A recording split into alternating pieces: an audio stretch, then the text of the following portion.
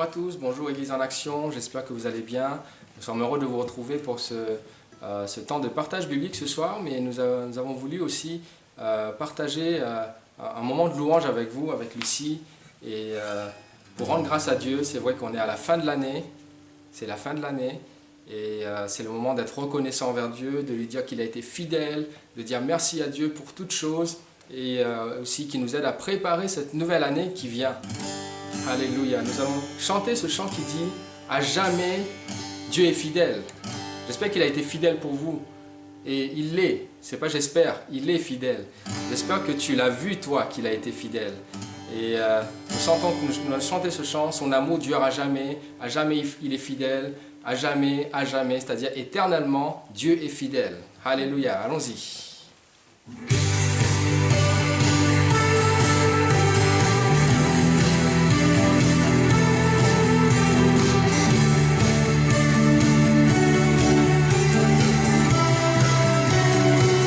Seigneur, offrons Seigneur, reconnaissance. Son amour dure à jamais, Car il est bon, il est au-dessus de tout. son amour dure à jamais.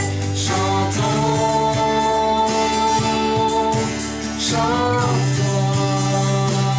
des mains puissantes, d'un bras tendu.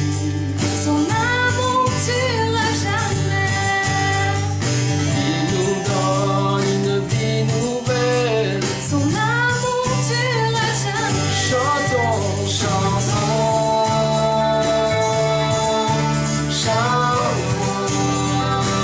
oui, chantons,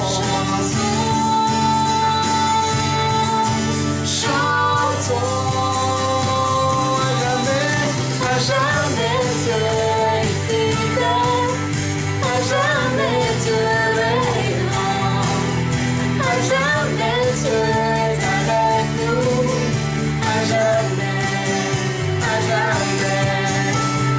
du soleil jusqu'à son couchant. Son amour dure à jamais, Et par la grâce de Dieu, nous persévérons. son amour dure à jamais.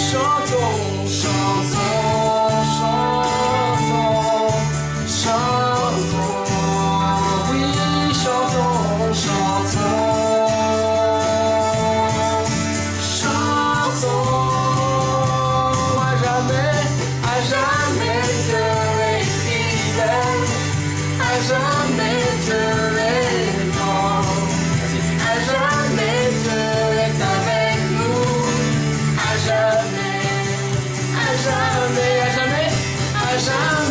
Dieu est fidèle, à jamais Dieu est grand, à jamais Dieu est avec nous, à jamais. Disons, son amour dure à jamais. Son amour dure à jamais. Son amour dure à jamais. Son amour dure à jamais. Chantons.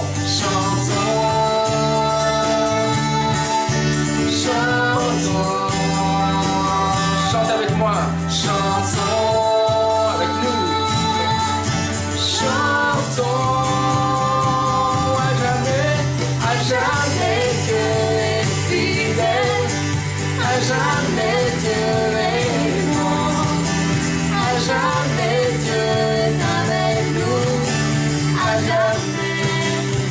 jamais Dieu est fidèle, à jamais Dieu est grand, à jamais Dieu est avec nous, à jamais,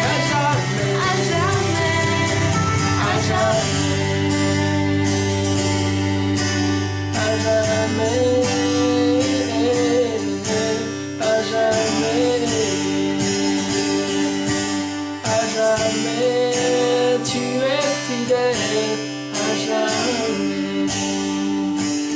Alléluia. N'est-ce pas, notre Dieu est fidèle à jamais. Et nous offrons reconnaissance ce soir. Nous lui offrons reconnaissance. Nous disons merci Seigneur. Merci pour cette année 2020, Seigneur, dont on aura tant à se plaindre. Mais Seigneur, nous savons qu'en toi, toute chose concourt au bien de ceux qui t'aiment.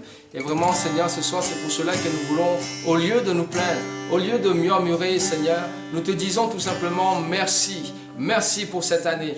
Merci pour les bonnes choses qui ont eu lieu en cette année, Seigneur. Merci, Seigneur mon Dieu, pour ta bénédiction qui s'est déversée sur nous, sur toutes ces familles, Seigneur. Oh, alléluia.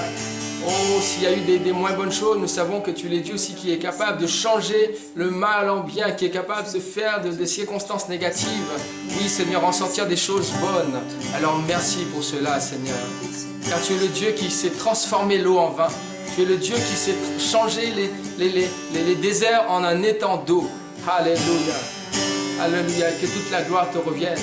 Tu es le Dieu de l'impossible. Tu es notre Dieu. Si tu es pour nous, Seigneur, qui sera contre nous? Alléluia. Alléluia. Nous allons chanter ce chant. Tu transformas l'eau en vin.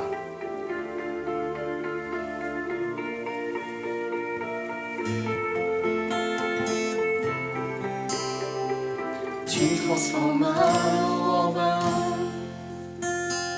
toucha les yeux de ta main, nul n'est comme toi,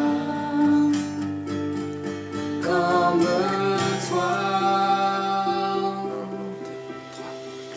Dans les ténèbres tu brilles, tu nous redonnes la vie, nul n'est comme toi. Comme toi, Dieu admirable, inébranlable, ton nom surpasse toute puissance, Dieu de miracles, incomparable, oh Dieu, oh Dieu.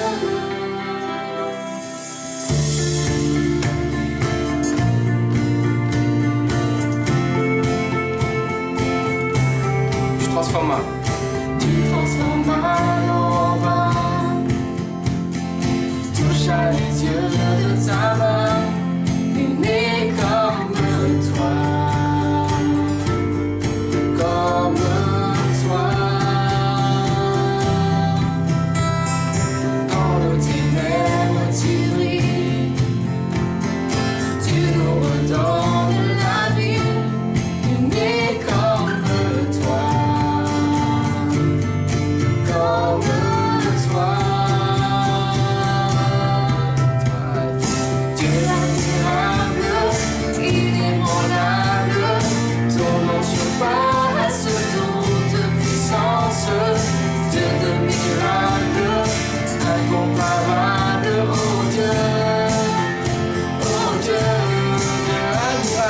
Dieu admirable, inébranlable, ton nom surpasse toute puissance, Dieu de miracles, incomparable, oh Dieu, oh Dieu.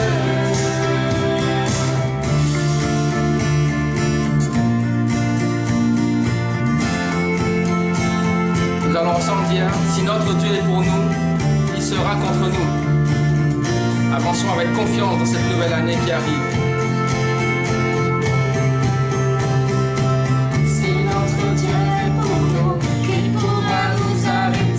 Et si Dieu est avec nous, qui sera contre nous? Si notre Dieu est pour nous, qui pourra nous arrêter? Et si Dieu est avec nous, qui sera contre nous?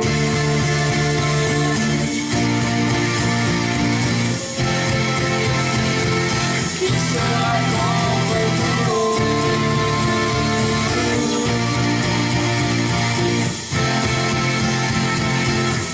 Admirable. Inébranlable, ton nom surpasse toute puissance, Dieu de miracles, incomparable, oh Dieu, si notre Dieu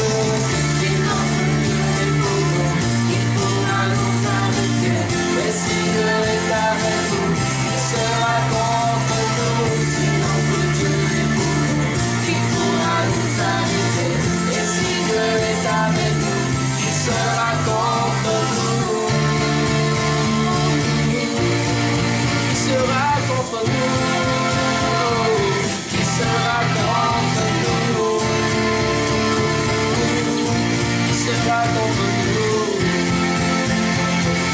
Qui sera contre nous?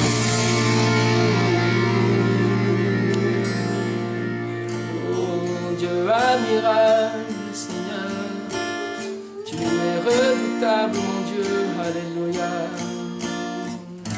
Si tu es pour nous, Seigneur, qui sera contre nous? Oh.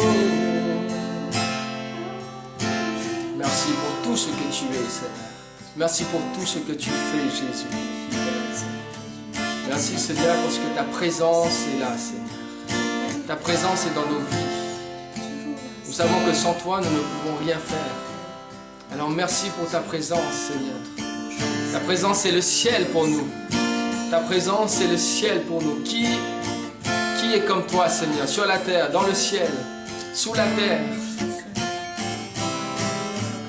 Alléluia, merci Jésus.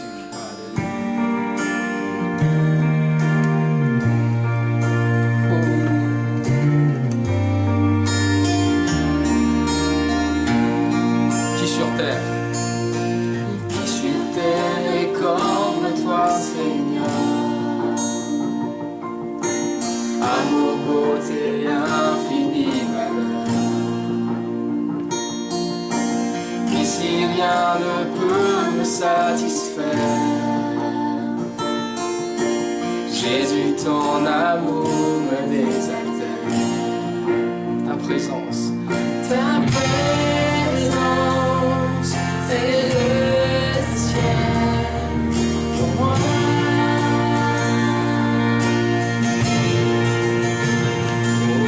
Ta présence, oh, c'est le ciel pour moi. Trésor de mon âme, trésor de mon âme et de mon cœur. Dans ma faiblesse, tu es ma lumière. Libre de mon passé, de tout lien. Aujourd'hui et demain, ta présence, c'est le ciel pour moi.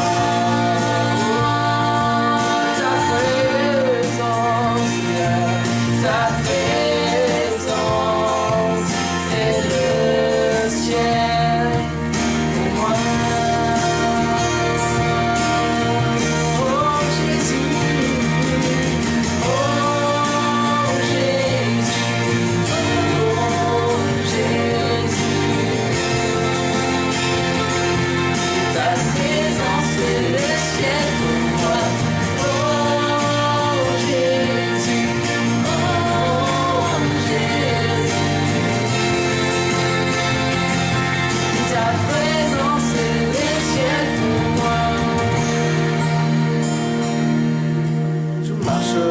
Chaque jour dans ta grâce,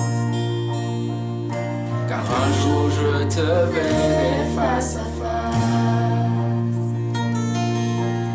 Ici rien ne peut me satisfaire. Jésus, ton amour me désaltère. Oui, Jésus, ton amour me désaltère.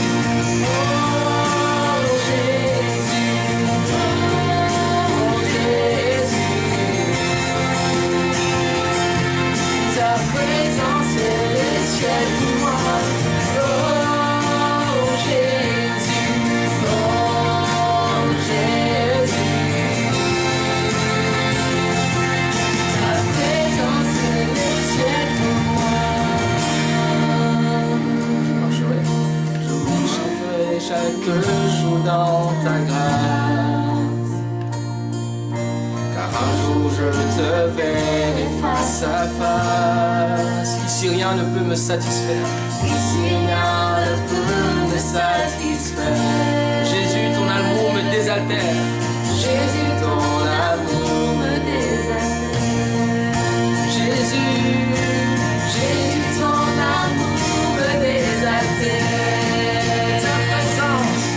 ta présence, est le ciel pour moi.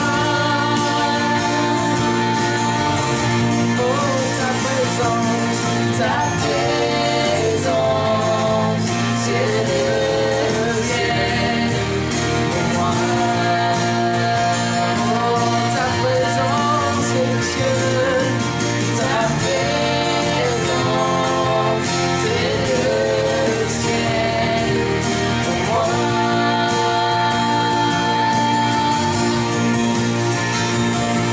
Ta présence,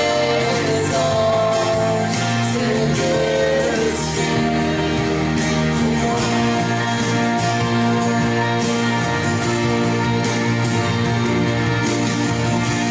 Alléluia Jésus, merci pour ta présence Seigneur Jésus. Oh ta présence c'est le ciel sur la terre Jésus. Nous voulons vivre dans ton royaume Seigneur, dans ta présence Seigneur. Que ton règne vienne Jésus, que ton règne vienne Seigneur. Que ton règne vienne, Seigneur, mon Dieu, mon roi. Oh, ta présence remplit nos vies, Seigneur, de ta présence. Remplis nos vies, Seigneur, de ta présence. Viens régner dans les familles, Jésus. Oh, viens régner dans ton église, Seigneur. Viens régner dans la vie de tes enfants.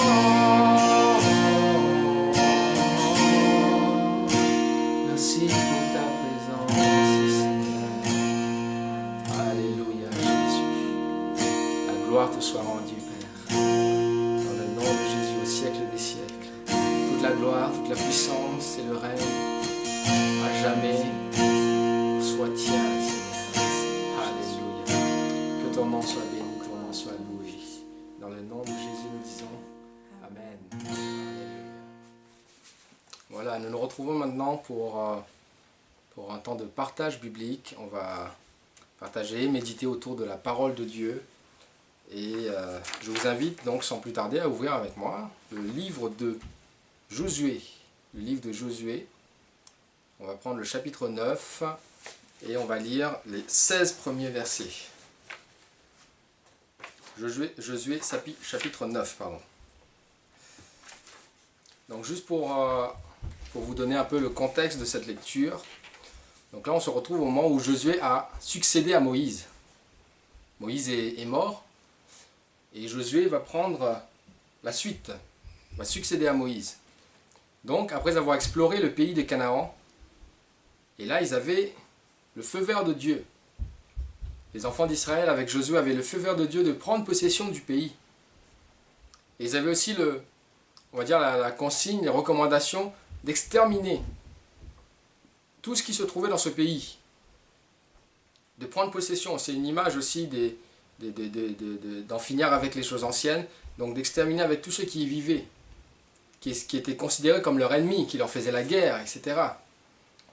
Et là, Dieu était avec eux dans toutes ces entreprises-là. Dieu était avec eux. Ils ont pris, là je vous ai dit chapitre 9, mais dans les chapitres d'avant, ils ont déjà pris Jéricho. Vous savez de quelle manière, hein, miraculeuse, en faisant le tour, en chantant des louanges, en sonnant des trompettes, 7 fois, faire le tour pendant 7 jours, et le 7e jour 7 fois. Et ils ont déjà pris aussi donc Jéricho et Haï.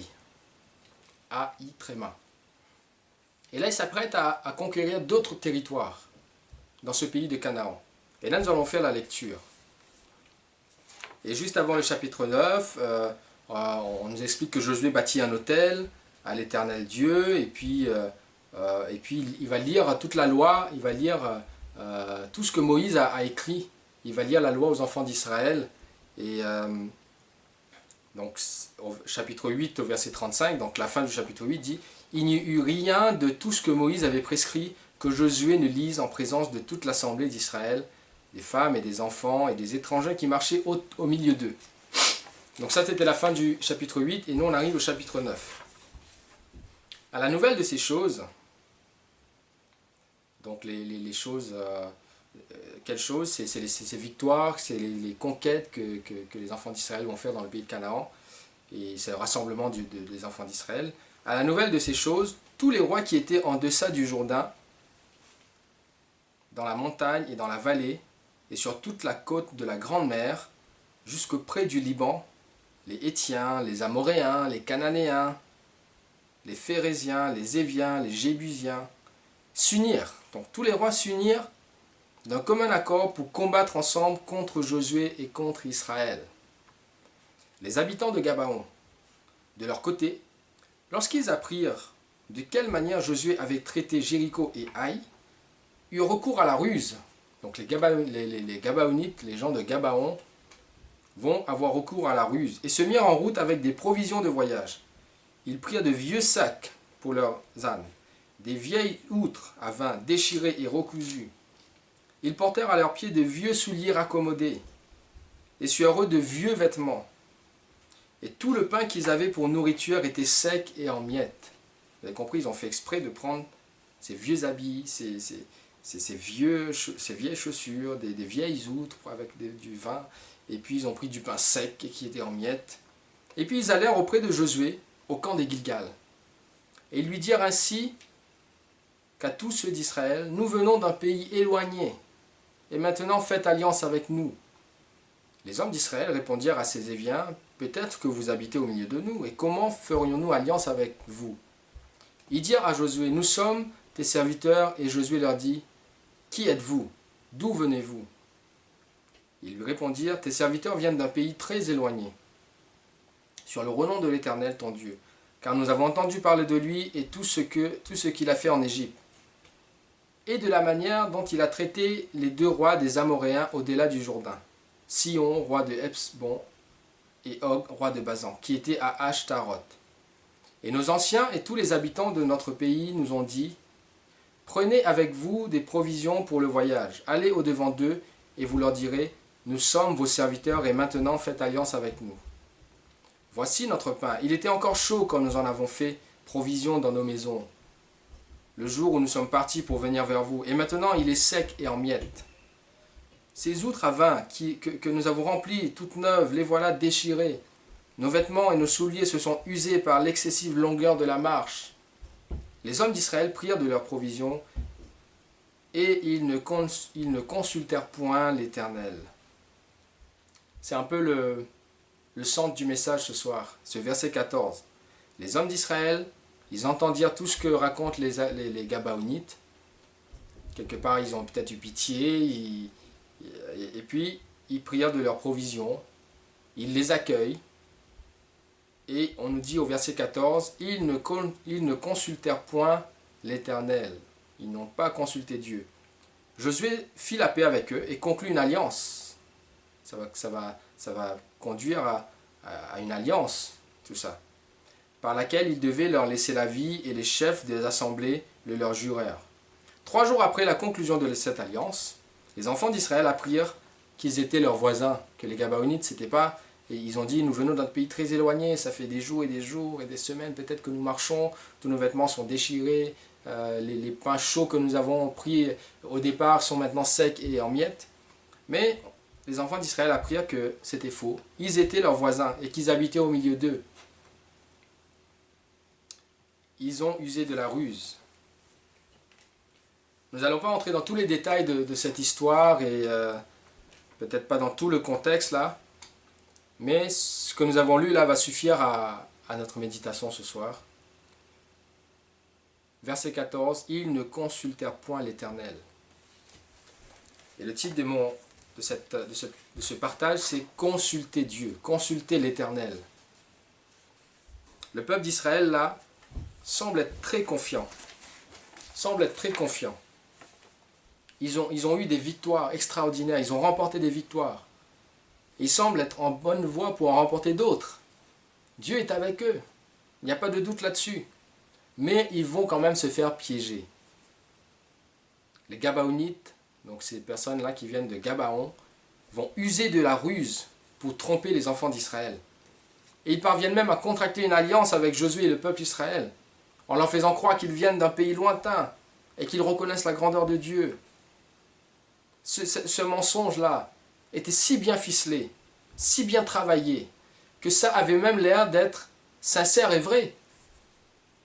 Les hommes d'Israël acceptèrent donc de conclure une alliance avec les Gabaonites. Ils ont fait leur propre avis.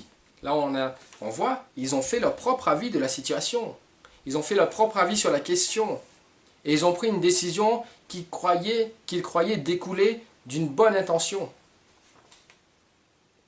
Le titre de ce chapitre-là que je suis en train de dire, c'est, j'ai noté ça ainsi, « Les bonnes intentions ne conduisent pas toujours au bon choix. » Les bonnes intentions ne conduisent pas toujours au bon choix. Donc là, ils ont fait leur propre avis sur la question. Ça avait l'air tellement vrai, tellement sincère ce que les Gabaonites leur racontaient, qu'ils ont pris une décision, croyant que ça coulait d'une bonne intention ce qu'ils sont en train de faire. Mais verset 14 nous dit, ils ne consultèrent point l'Éternel. Et ça va être leur grande faute. Le fait de ne pas avoir consulté l'Éternel, ce qu'ils faisaient toutes les étapes d'avant. Ils ne faisaient rien sans Dieu. Jusqu'ici, Dieu leur disait tout ce qu'il fallait faire. Non seulement ce qu'il fallait faire, mais quand est-ce qu'il fallait le faire. Ils ne descendaient pas dans une ville, ils ne descendaient pas à la conquête d'une ville sans que l'Éternel ne leur parlât et ne leur a dit d'y aller. Mais là, sur ce coup-là, peut-être qu'ils ont eu pitié, peut-être qu'ils ont pensé que c'était sur la base des bonnes intentions, mais ils étaient tout juste en train de se faire tromper. Il y a une citation célèbre, quelqu'un qui s'appelle Samuel Johnson, qui a dit cette phrase qui est connue maintenant, qui est célèbre, qui dit que l'enfer est pavé de bonnes intentions. Donc les bonnes intentions, c'est bien. Mais les bonnes intentions ne conduisent pas toujours au bon choix. Nous devons faire attention à cela. Et quelles étaient les conséquences pour les enfants d'Israël?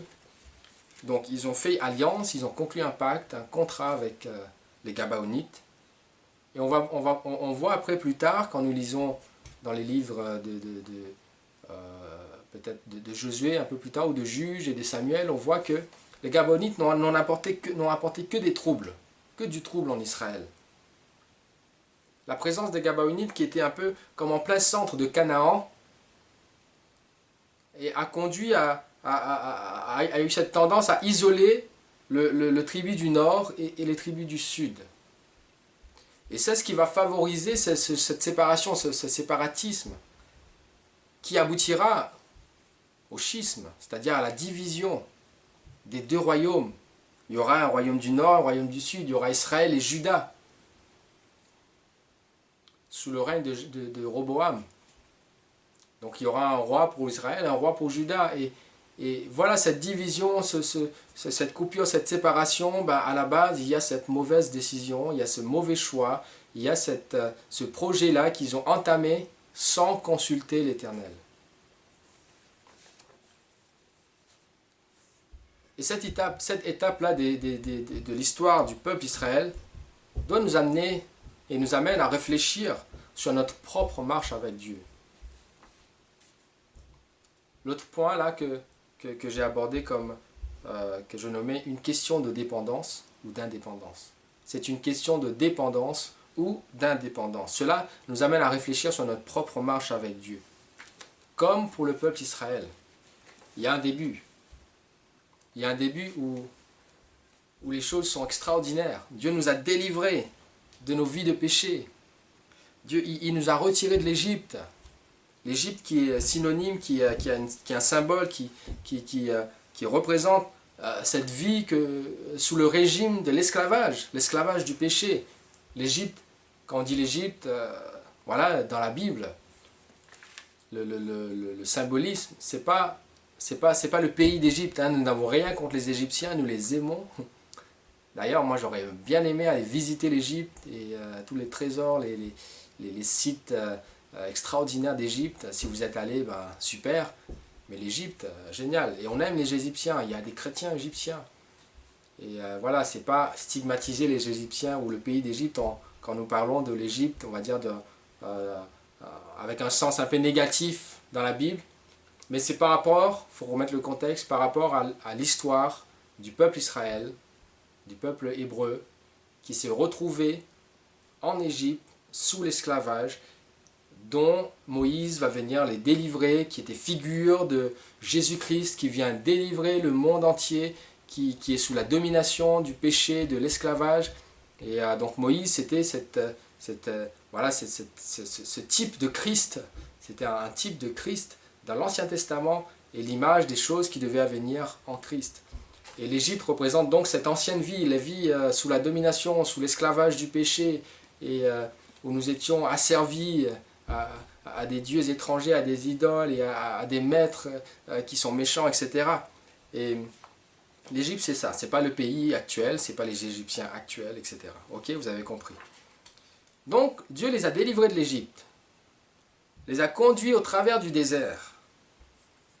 Et pendant les moments difficiles, pendant nos moments difficiles, parce que là on est en train de faire aussi le parallèle avec notre propre vie, pendant nos moments difficiles, pendant nos épreuves, Dieu a été la colonne de feu. Plusieurs témoigneront de cela. Quand tout était dans le brouillard, quand vous ne saviez pas comment avancer, quelque part, il y a eu toujours cette lueur. Dieu qui était là comme marchant devant nous dans le désert, la nuit comme la colonne de feu, le jour comme la colonne de nuée, et qui nous conduisait, nous conduisant de sorte à ce que nous gardions le cap, de sorte à ce que, quoi qu'il arrive, nous gardions le cap vers Canaan. C'était cette époque peut-être où nous dépendions entièrement de Dieu. Il y avait cette dépendance totale. Mais comme l'histoire se répète, ça a commencé déjà avec Adam et Ève, les deux étaient sous la dépendance totale de Dieu. Ils étaient bien dans ce jardin d'Éden. Un jour, ils ont voulu prendre leur indépendance. Ils ont voulu dire, ben Dieu, super ce que tu nous as dit là, ok, d'accord, mais nous on veut voler de notre propre aile. Et tous nos problèmes commencent là. Et l'histoire se répète. Et à chaque fois, on commence à dépendre de Dieu, à vivre avec Dieu, à vivre des choses extraordinaires, miraculeuses. On dépend de Dieu et il nous sort de nos difficultés, etc. Et après, on décide de prendre notre indépendance. On commence à faire des choses sans Dieu. Et voilà le peuple d'Israël qui dépendait de Dieu vraiment, hein, pour sortir d'Égypte. Et voilà, il y a eu ces prodiges en Égypte, les 10 plaies qui étaient envoyées de façon miraculeuse. Et puis ils arrivent dans le désert, la mer Rouge, et puis l'eau qui sort du rocher, et puis la manne qui tombe du ciel, et les cailles qui tombent, etc. Et ils ont à manger, ils ont à boire, ils dépendaient de Dieu chaque jour, au jour le jour. Et voilà qu'arrive un jour, ils arrivent dans ce pays de Canaan. Ils commencent à gagner des victoires, à prendre du terrain, à conquérir les villes. Et voilà qu'à un moment donné, ils arrivent à ce moment où ils ont une décision à prendre. Et la Bible précise, ils ne consultèrent point l'Éternel. C'est le début de l'indépendance, ça. Le début de dire, ben, on fait sans Dieu. On fait sans Dieu. Et voilà, parfois, pour nous aussi, nous nous trouvons dans cette situation. Tellement confiants. Alors que nous avons eu des victoires dans le passé. Nous avons eu des murailles sont tombées, des épreuves ont été traversées. Et puis un beau jour, nous sommes tellement confiants, tellement rassurés, que nous commençons à faire, ça commence par un pas sans Dieu. On fait un pas sans Dieu, puis 2 pas sans Dieu. Comme si tout était déjà gagné. Nous commençons à nous trouver capables de faire les choses seuls. Et là, ça commence le piège. Nous commençons à vouloir être indépendants, ne dépendons plus de Dieu et de ses conseils. Mais attention, l'ennemi guette. L'ennemi de nos âmes, notre adversaire, le diable, qui est comme un lion rugissant, qui fait le tour là, qui rôde, qui il va dévorer, qui il va détruire. Et parfois nous nous constituons nous-mêmes notre ennemi, hein. On a notre vieille nature parfois qui essaye de prendre des décisions et qui essaye de nous pousser à faire tel choix. Et là, si nous ne consultons pas Dieu, nous allons faire les mêmes erreurs que le peuple Israël, et nous allons nous retrouver dans des pièges, nous allons nous trouver dans des situations où nous nous faisons tromper. Et là, nous prenons des décisions, nous concluons des accords, nous prenons des directions qui nous semblent bonnes, parfois des directions qui sont basées sur des bonnes intentions. Mais, comme j'ai dit plus haut, les bonnes intentions ne conduisent pas toujours au bon choix. Ces décisions se retrouvent être plus tard des pièges. Et l'ennemi, il cherche ses failles, il cherche la faille pour nous induire en erreur, pour nous conduire loin de la volonté de Dieu. C'est ce qu'il veut. Donc nous devons consulter Dieu. Voilà, je vous exhorte ce soir. Consulter Dieu, alors que nous sommes dans la fin de cette année 2020 et que 2021 va commencer. Il est important, je vous le rappelle, de consulter Dieu en toutes choses, dans tout ce qu'on fait, avant d'entamer un projet, avant de commencer quelque chose. Et là, ça tombe bien, avant de commencer cette année 2021, consultez Dieu sur toutes choses. Placez nos projets devant Dieu. Cherchons l'approbation de Dieu sur tout ce que nous allons faire, sur tout ce que nous pensons. Évaluons ça et passons ça par le filtre du Saint-Esprit, par le filtre de la parole de Dieu, pour chercher l'approbation de Dieu dans tout cela. Quelquefois, ce n'est pas le projet lui-même qui pose problème, ce n'est pas le projet en soi qui n'est pas dans la volonté de Dieu. Parfois, il y a un projet que Dieu te donne, c'est la volonté de Dieu. Mais les étapes du projet, parfois c'est là où nous faisons des erreurs. C'est les chemins par lesquels nous passons, peut-être les personnes avec lesquelles nous traitons. Si nous avons présenté un projet à Dieu, présentons-lui aussi chaque étape. Chaque étape. Il faut partir du point A pour aller au point Z. Ben à l'étape A, Seigneur, dis-moi, conduis-moi, est-ce que c'est bon? L'étape B, Seigneur, conduis-moi. L'étape C. Donc parfois, ce n'est pas le projet qui n'est pas bon, c'est les étapes par lesquelles nous passons, où nous commençons à faire les choses, à prendre des chemins sans Dieu. Et c'est ça qui parfois nous amène dans des pièges, même si le projet initial vient quand même de Dieu. De nos jours, si on ne fait pas attention, on se fait facilement prendre au piège. Rien qu'à regarder, même dans le monde, dans la vie quotidienne, quoi. Le monde nous propose plein de choses. Tout et n'importe quoi. Et il y en a qui proposent des choses expressément même pour te piéger. Pour t'arnaquer. Vous savez, les arnaques, maintenant, ça fleurit. Hein, il y en a qui sont devenus tellement méfiants, ils ne font plus rien parce que trop d'arnaques. Il y a des arnaques que nous détectons facilement. Parfois juste avec un peu de bon sens. Nous savons que hein, quand vous recevez, ça me fait rigoler, mais quand vous recevez un mail disant « Oh, vous avez Microsoft vous a fait gagner 250 000 250 000 euros, mettez votre code, etc. Donnez votre code bancaire, on vous enverra l'argent. » Ben ça, entre nous, avec un peu de bon sens, mais nous savons que là c'est un piège, c'est une arnaque, il ne faut pas rentrer dedans. Ça c'est un exemple un peu générique, hein, mais il y a d'autres choses comme ça, plus subtiles encore. Plus subtiles où parfois nous n'y voyons que du feu. Parfois des choses sérieuses, mais qui paraissent sérieuses, qui paraissent bien. Et la télé nous montre plein de reportages là-dessus, hein. Je fais une petite aparté. Des reportages sur les arnaques, les fraudes, comment les gens ils essaient de soudoyer, d'arnaquer les uns les autres, mais c'est affolant quoi. Souvent dans le monde du travail, de l'entreprise, des travaux, ou voilà, tu contactes une entreprise, voilà, on te donne un contrat intéressant, etc. Du wow, c'est intéressant. Mais au bout du compte, la personne se retrouve parfois dans un gouffre financier. Il se retrouve devant une imposture. Et parfois, tu as commencé les travaux tu as déjà payé tout l'argent et puis tu essaies de contacter l'entreprise. Il est fermé, ils ne sont plus là. L'arnaque. Et bien sûr, toutes les conséquences qui s'en suivent. Hein. C'est des gens après qui ne dorment plus, qui sont angoissés. Bref, ça c'était un exemple de la vie quotidienne. C'est la vie matérielle. Mais il y a aussi les choses spirituelles. N'oublions pas que le diable, lui, il est rusé. Le diable, il est rusé. La ruse vient de lui. Quand nous parlons de ruse, j'ai pas en tête, quand nous parlons de ruse, de quelque chose de positif. Souvent, quand nous disons ruse, il y a quelque chose de sournois, de négatif derrière. Mais la ruse vient du diable. Parce que dans la ruse, il y a le mensonge.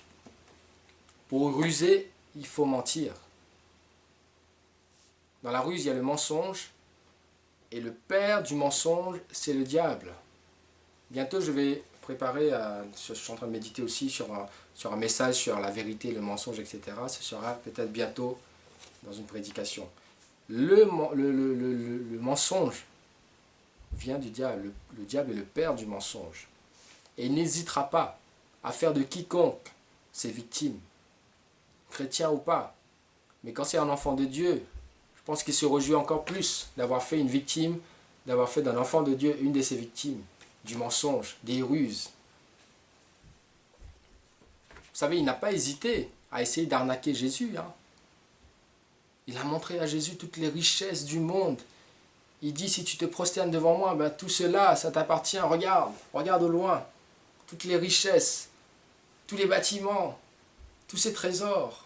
Si tu te prosternes devant moi, je te le donne. Il a essayé d'arnaquer Jésus. Et tu crois qu'il ne va pas essayer de t'arnaquer toi? Nous devons rester vigilants. La Bible nous dit dans Ephésiens 6 au verset 11, « Revêtez-vous de toutes les armes de Dieu, afin de pouvoir tenir ferme contre les ruses du diable. » Et oui, revêtez-vous de toutes les armes de Dieu, afin de pouvoir tenir ferme contre les ruses du diable. Alors, bien-aimés, frères et sœurs, ne nous engageons pas à l'aveugle dans un projet. Ne nous engageons pas les yeux fermés dans un projet, quelle que soit la nature. C'est peut-être un mariage, c'est peut-être une amitié, c'est peut-être un projet d'entreprise, c'est peut-être le choix des études que tu vas faire. Consultez Dieu. Et moi, pour vous donner un témoignage, comme je viens de citer les études, comme vous savez, j'ai fait des études de médecine, mais quand je suis arrivé en France, bon, pour savoir, les études de médecine, c'est ce que je voulais faire depuis... j'ai formulé ça à l'âge de 13 ans, quoi. Non, ce que tu veux faire? Je vais faire médecin. Ok, bon, j'étais à l'île Maurice, mais bon, mes parents ont dit, mais il est fou celui-là, comment on va faire, etc. Ce rêve-là était déposé dans mon cœur à ce moment-là. Et à chaque fois que je voyais un avion passer, je dis, tiens, moi plus tard je serai dedans, je voyagerai pour aller faire des études de médecine. Mais effectivement, j'ai voyagé, je suis arrivé ici, et puis j'ai commencé à faire d'autres études. J'ai commencé à faire autre chose. Quelque part, j'ai regardé un peu la facilité, tout le monde me disait, ouais, les études, médecine, c'est trop dur, tu vas voir, 15% au concours, 15% qui passent, et toi tu es un Mauricien, etc., nanana, franchement, tu n'as aucune chance. Je me suis laissé un peu avoir par cette peur-là d'échec. Je ne me suis pas demandé, est-ce que cela vient de Dieu, est-ce que cela ne vient pas de Dieu, est-ce que, Seigneur, qu'est-ce que tu en penses, toi, etc. Non, j'ai fait mon avis sur la question, et je me suis inscrit pour faire d'autres études,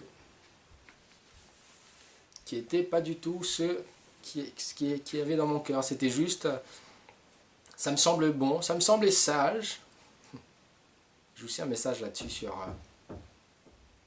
la prudence, la sagesse, la frontière entre prudence, sagesse et foi. Bon, ce sera un autre message. Et donc, c'est une décision qui me semblait bien, quoi. Au lieu de m'engouffrer dans quelque chose où je vais peut-être échouer, je me suis dit, bon, je vais faire autre chose. Je me suis engagé dans une année sur une autre étude, sur d'autres études, de la chimie, etc. C'était très bien, hein. J'étais très bon là-dedans aussi. Voilà, le major de cette promo-là, à ce moment-là. Et c'est très bien, tout me réussissait dans cette filière. Mais à un moment donné, j'ai entendu un message, j'ai entendu une prédication, cela m'a interpellé. Et je me suis demandé maintenant, même si tout allait bien, quelque part, comme si je me sentais heureux dans ce que je faisais, et ça marchait bien, j'avais des bons résultats. Mais quelque part, je me suis dit, mais je n'ai peut-être pas consulté Dieu. Qu'est-ce qu'il en pense? Est-ce que c'est bien ça que je devais faire? Est-ce que c'est là sa volonté? Et là, mon père aussi me rappelle cela. Il dit, tu te souviens? Depuis 13 ans, tu voulais faire médecine. Et mon père dit, moi je suis convaincu que c'est ça que tu dois faire. Il n'était pas tranquille, il n'était pas tranquille. Même si je disais, mais j'ai des bonnes notes, je suis major de promo, etc. Il n'était pas tranquille. Et donc à ce moment, on a consulté Dieu. Et Dieu m'a convaincu que non, change de filière, retourne, prends le risque. Vas-y, va t'inscrire en médecine. Et c'est ce que j'ai fait.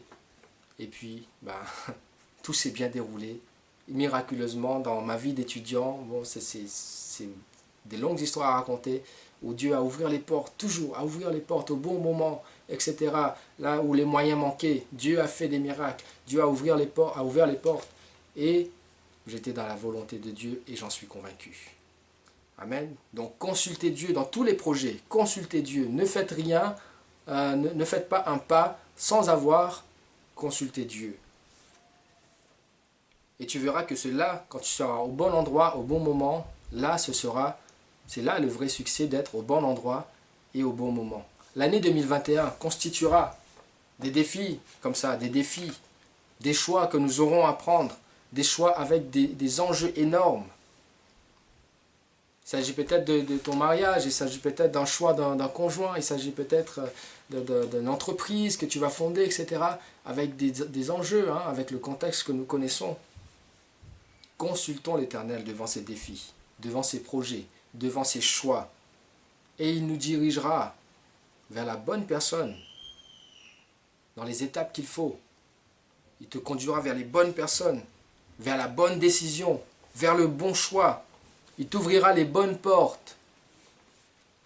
Et moi je prie toujours quand je dis à Dieu, Seigneur, ouvre les bonnes portes pour que je puisse accomplir, être dans ta volonté. Mais je lui demande aussi, Seigneur, ferme les portes que tu juges mauvaises. Parfois il y a des portes parfois tu te dis, mais c'est même trop évident, quoi. Une porte qui s'ouvre, oh là là, ça sent... Parfois tu t'excites un peu, tu te dis, waouh, super, il y a une porte, mais moi je prie toujours à Dieu. Si cette porte-là ne vient pas de toi, s'il te plaît, ferme cette porte. Et là, par les circonstances, tu vois, ça se fait pas, cette porte se ferme. Et nous est arrivé aussi des choses comme ça pour l'achat d'une maison. Tout était bon, ça nous plaisait, on était bien. C'est un cadre où c'était super. Il y a quelques années de cela, on voulait acheter une maison. Et on avait même signé le compromis, etc. Nanana. Et puis, quelque part, notre cœur n'était pas tranquille. Ça veut dire que quelque part, nous sommes aussi allés un peu au-devant des choses sans consulter Dieu. Mais à un moment donné, quand même, nous nous sommes arrêtés, nous consultons Dieu. Seigneur, si cela ne vient pas de toi, ferme les portes. Et effectivement, même si nous faisions les choses comme il faut, tout s'est bloqué, nous avons la conviction que ce n'était pas ça, et la porte s'est fermée, et nous aurions pu avoir des gros problèmes. Les années plus tard, nous avons compris pourquoi cette porte s'est fermée. On était en train de se mettre dans un piège énorme. Consultez Dieu. Il y a des enjeux énormes pour toi, pour ta famille, pour tes enfants, pour ton église. Donc quand tu pries à Dieu d'ouvrir les portes, prie à Dieu aussi de fermer les portes que l'ennemi va essayer d'ouvrir pour essayer de te piéger. Nous pouvons aussi tourner vers des personnes de confiance. Nous avons autour de nous des pasteurs, nous avons autour de nous des frères et sœurs qui sont ancrés dans la foi, des anciens Nous pouvons aussi leur demander conseil, leur demander peut-être un accompagnement dans la prière pour chercher la volonté de Dieu. Vous pouvez aussi faire ça. Mais nous avons aussi la grâce d'avoir le meilleur des conseillers. Lui, sait toutes choses d'avance. L'éternité, il le connaît. C'est le Saint-Esprit. Faisons de lui notre allié, le conseiller par excellence. Et si nous avons l'approbation de Dieu sur un projet, il réussira. Même s'il y a des embûches au milieu, le projet réussira. Si Dieu est pour nous, nous avons chanté tout à l'heure, si Dieu est pour nous, qui sera contre nous? Personne. Consultez Dieu. Et vous savez, consulter l'Éternel, c'est aussi consulter sa parole. C'est aussi, et c'est surtout consulter sa parole. Beaucoup de réponses sont déjà données au travers de la parole de Dieu. Il nous suffit de les lire et de les appliquer. Proverbe 8, 14 nous dit « Le conseil et le succès m'appartiennent ». Dieu nous parle, il dit « Le conseil et le succès m'appartiennent. Je suis l'intelligence, la force est à moi. » Alors, que perdons-nous à demander conseil à Dieu, à consulter Dieu? Nous avons tout à gagner. En parlant de projets comme mariage, achat, vente, travail, études, etc., nous avons l'impression parfois de parler des sujets terre à terre, de parler des sujets un peu matériels, des choses de la terre. Mais, attention, beaucoup des problèmes que nous rencontrons dans ces différents domaines-là ont une racine spirituelle. Dans le sens que le projet déjà au départ était sans Dieu. Et parfois nous nous retournons vers Dieu pour essayer de rattraper les choses, mais ce n'est pas sans conséquence. Il est préférable de commencer le projet avec Dieu, de le mettre dans le projet dès le départ, de lui présenter, quitte à devoir annuler si c'est pas bon, quitte à devoir revoir les plans si c'est pas bon. Mais que Dieu soit là au centre de ce projet dès le départ. Et là, la racine sera solide. Et là, le projet tiendra bon. Quel qu'en soit le domaine du projet, il tiendra bon. Amen. J'espère que cela vous encourage et de pouvoir appréhender cette année 2021 avec espoir, avec espérance, avec cette confiance que Dieu ne nous abandonne pas. Nous avons chanté aussi, à jamais il est fidèle. Sa présence, c'est le ciel pour nous. Amen. Pour conclure, je vais vous proposer cette lecture dans les Proverbes, Proverbe 16, le verset 1 à 3, qui dit ces choses. Les projets que forme le cœur dépendent de l'homme. C'est vrai. Les projets que forme le cœur dépendent de l'homme. Mais la réponse que donne la bouche vient de l'Éternel. Amen. Toutes les voies de l'homme sont pures à ses yeux. Mais celui qui pèse les esprits, c'est l'Éternel. Donc ce qui nous semble bon à nous, ce qui nous semble sage, ce qui nous semble être des bonnes intentions de notre part, on nous dit que c'est Dieu qui pèse les esprits. C'est Dieu qui donne la réponse. Est-ce que c'est vraiment bon pour toi? Est-ce que c'est vraiment de ma volonté? C'est l'Éternel. Et là, ce proverbe 16 au verset 3 nous dit « Recommande à l'Éternel tes œuvres ». Il y a d'autres versets qui disent « Recommande à l'Éternel ton sort ». Et là, il nous dit « Recommande à l'Éternel tes œuvres ». Recommande à l'Éternel tes projets. Recommande à l'Éternel tout ce que tu as dans la tête d'entreprendre, ou dans le cœur d'entreprendre. Recommande cela à l'Éternel. Mets-les entre ses mains. Parce que 2021, ne nous y trompons pas, ne va pas être plus simple que 2020. Ni 22 d'ailleurs.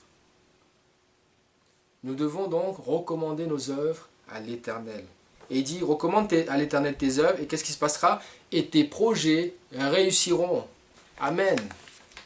Quelle belle parole d'espoir pour ce temps de trouble que nous vivons, pour ce temps d'incertitude, ou ce temps vraiment le lendemain à chaque jour paraît sombre quand nous écoutons les infos, quand nous écoutons les gens aux alentours, autour de nous. Le lendemain est assombri à chaque fois. Mais nous avons cette parole. Dieu nous dit, recommande à l'Éternel tes œuvres et tes projets réussiront. Amen. Et je vous laisse cette parole dans les cœurs. Cette parole pour terminer 2020 et pour commencer 2021 qui arrive, afin que nous l'appréhendons avec confiance, en sachant que si nous sommes avec Dieu, si Dieu est avec nous, si nous demeurons dans sa parole et que sa parole demeure en nous, Tout ce que nous pouvons lui demander, il nous l'accordera. Si nous demandons selon sa volonté, si nous demandons avec notre cœur en phase avec son cœur. Amen. Voilà, que Dieu vous bénisse. Soyez bénis et passez des bons moments en famille. Nous allons prier un instant par rapport à cette parole. Seigneur Dieu, nous te bénissons. Merci pour ta parole, Seigneur, que tu nous donnes encore ce soir, afin que cela puisse nous faire du bien.